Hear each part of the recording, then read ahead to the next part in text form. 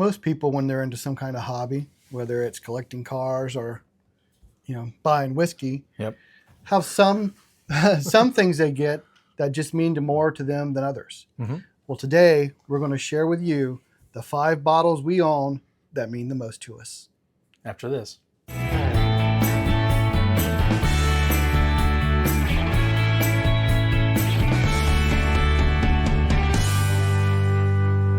We're the Whiskey Sippers. I'm Devon. And I'm Todd. And today we're going to talk about the 5 bottles we have that mean the most to us. Before we do that, I just want to say, please hit that subscribe button down below. We're on our way to 500 subscribers. And as soon as we hit 500, we're going to have a giveaway. So, help us get there and like and comment and help our channel grow. Yeah. Let us know what your 5 favorite bottles or sentimental bottles that mean to you are. We'd like to know. All right. Devon, you want to get started? All right. So I started collecting bourbon and hunting bourbon a few years ago with, at then, my time girlfriend. And so we did a trip to Kentucky, which our first trip was in 2022. And we went down there for, I think, 9 days. And it was a long trip. A lot of moving here and there and trying to map out what's going on. And at the time, I didn't know exactly all the places to go, but we wanted to do all the cool things we could do. So for me, and it was our first bottle your own bottle. So we both went to Heaven Hill. We did the bottle your own or you do bourbon experience. We both enjoyed the Elijah Craig barrel proof. We've yet to open these. We're trying to wait for a special occasion. But now that we're married, I'm sure we'll find some kind of occasion to do that. But she bottled one and I bottled the other one. So it's kind of a 2-for-1 bottle. But yeah, this was our first bottling experience together and it was kind of fun. So I'm going to leave that one right here. Todd, what do you have? All right. So for my first bottle, when I started really getting into bourbon and started expanding kind of from the basic line that I always drank, I started running into single barrels. And I really got into single barrels there for a while, and I got kind of obsessed with, man, I need to do something like this myself. So I got together with a poker group that I had online, some people that I spoke with and stuff a lot, and that also enjoyed whiskey. And we went together and we did our first barrel pick. So it is a New Riff single barrel that we did. The engraving on the back said Scrub Donkey single barrel. And if you know anything about poker, donkey is a poker term. So it's kind of an inside joke.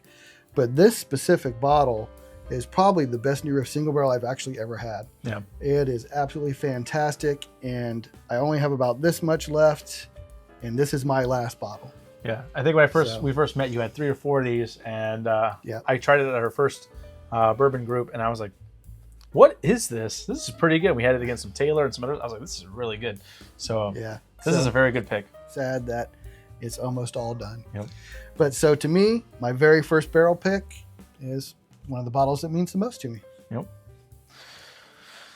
All right. Well, I guess I'm next. So recently, I just bought a house. Bought this house about a year ago. I built this bar. My buddy helped me do the bar top. Awesome time, moved in with the wife, and we love the house. And the bottle I opened to celebrate getting a house and being this first-time homeowner was a William LaRue Weller. So I tried this at a bar with my wife for her birthday a couple years ago. And after that, I was like, I got to find a bottle. Found a bottle and decided, well, finally got a house. This is a perfect time to crack it open. So I cracked open the William Weller, and it's quite delicious. So yeah, that's pretty much it. I always wanted to have one and open one, and there's a good reason to open it, and now we have a house together. So yeah. And the sample from that's the only time I've ever had the William LaRue, that sample you gave me. Yep. So give Todd a little sample for his birthday. So all right, my next one, also from BTAC line. Yep. George T. Stagg. So I've shown this bottle a couple times on this channel. This was actually my brother-in-law who, when I have my family enter the Ohio lottery, won this bottle. He doesn't really drink, so they win the bottle, and I pay for it, and I get the bottle. But when we opened this, when he won it and brought it back to my house, I had about 10 people over. You were there, and some other people. And we celebrated not only the win, but the fact that he had just been declared cancer-free, because he had been fighting cancer for a few years. So it was a really great celebration night. Most of the bottle got drank, but that's all right. It was a good time. Yep. And it was good news and a great bottle. So that kind of is special to me because of the circumstances behind it. Yep. So. All right. Well, my next bottle. I know this distillery gets slept on a lot, and their limited editions don't get the recognition that I think they deserve. But the Four Roses limited edition, especially the 2022. So for this bottle, one night for Christmas Eve, it was Christmas Eve, the 23rd. I was hanging out with the in-laws, which great people, and we were getting ready we finished dinner, and the wife goes, is there any bourbon drops coming up? It's almost Saturday. That was Friday at that time. So I'm like, well, let's go check out and see what's going on around the area. And she's like, hey, they have Four Roses at this one spot. And at the time it was a snowstorm, 0 degree, terrible weather. I had to drive about 45 minutes away. She's like, let's go, let's do this. So I was like, you know what? All right.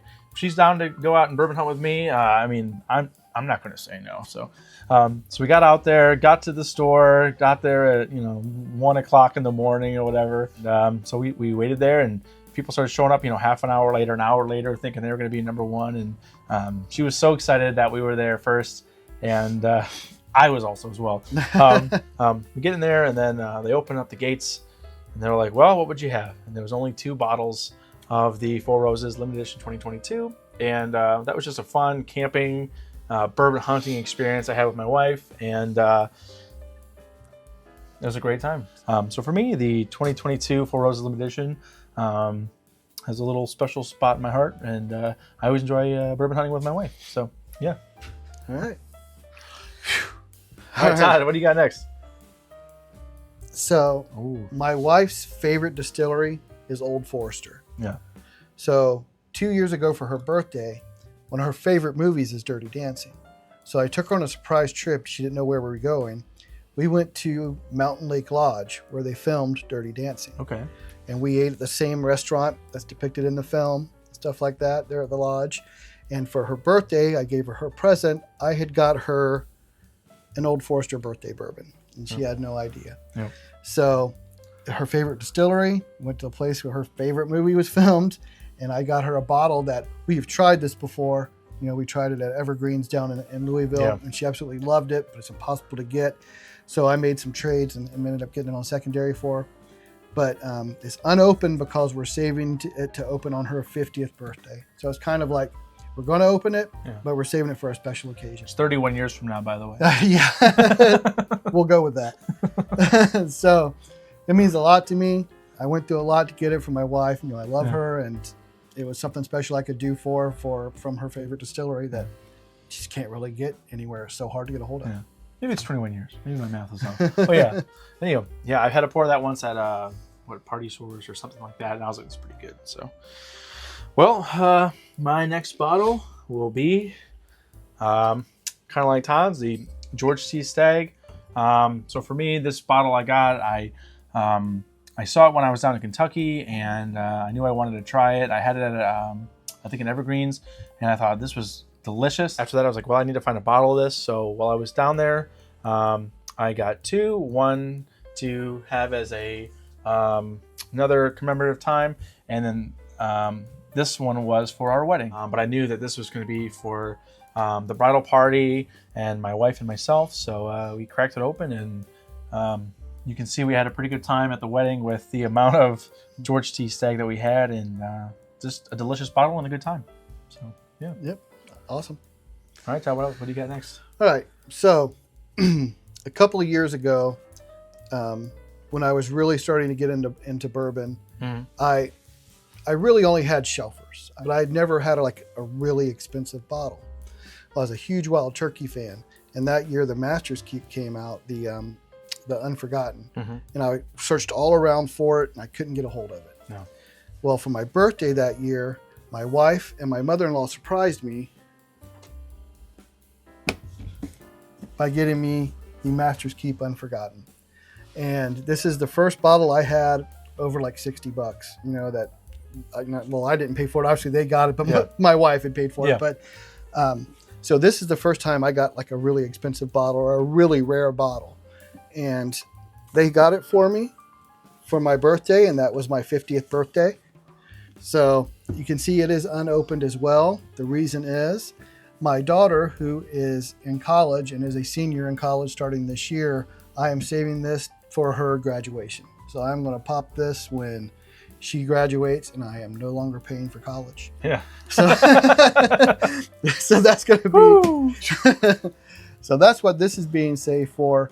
But it's special to me because my wife and my mother-in-law went through so much to actually go out and find this, and they got it at MSRP. Yeah. Wow. So they spent a couple of months tracking it down. So I was really happy and surprised, and it means a lot to me. Awesome. All right. Well, my last bottle. I know some people don't really care for this bottle as much if you've been bourbon hunting or drinking bourbon for a while, but to me, as soon as I got into bourbon, you track down those standard allocated bottles, and eventually you try to find like the cool version or whatever else. For me, it is a bottle of Blanton's. However, this bottle of Blanton's was actually dumped on my birthday. So this is 12/19/89. So from the 80s, from the Blanton, no S, Distilling Company, 1989, barrel number 220, Warehouse H, Rick 13, 93 proof. So it's very hard to find a rare dusty bottle, let alone a Blanton's that is on your birthday. So I was able to find one, and one of the guys had one, and I was like, I have to get this bottle. So it is still sealed. It it has some evaporative loss over the years. Hopefully the cork's okay.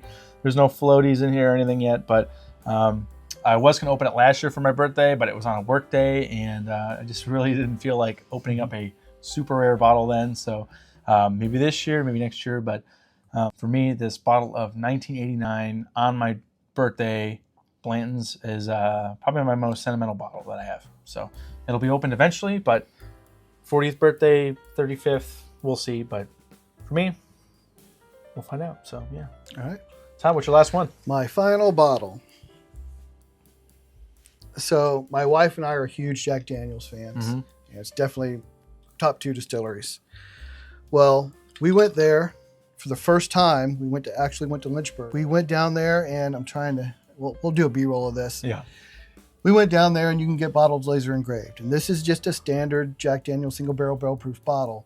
But we went down there on our anniversary, right? So we have on the bottle, and we are both very much into cryptids, as you can usually see when I'm wearing my Bigfoot and Mothman type stuff, and like supernatural type stuff. It's just kind of our thing. Yeah.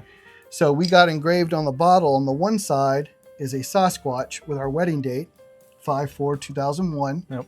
And on the other side, Mothman, and it was 2023 we went. And we have on there 22 years and the year 2023. So yeah, we just got this as like our anniversary bottle. Yeah. It was just kind of like a gift we shared between us. And the cool thing is, it was our first trip down there.